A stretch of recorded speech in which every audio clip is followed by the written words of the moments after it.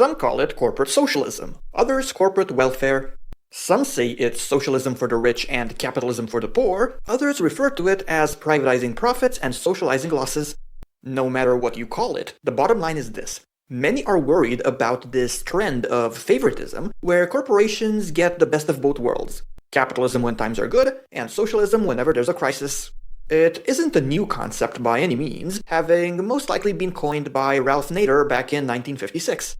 Initially, it primarily referred to preferential treatment given to large corporations in the form of subsidies, tax breaks, legislation which raises barriers to entry and thereby helps large players consolidate their power. The list could go on and on.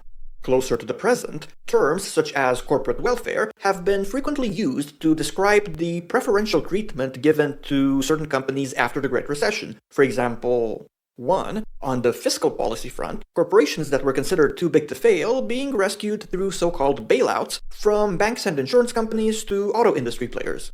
And 2. On the monetary policy front, central banks like the Federal Reserve buying toxic financial sector assets such as mortgage-backed securities.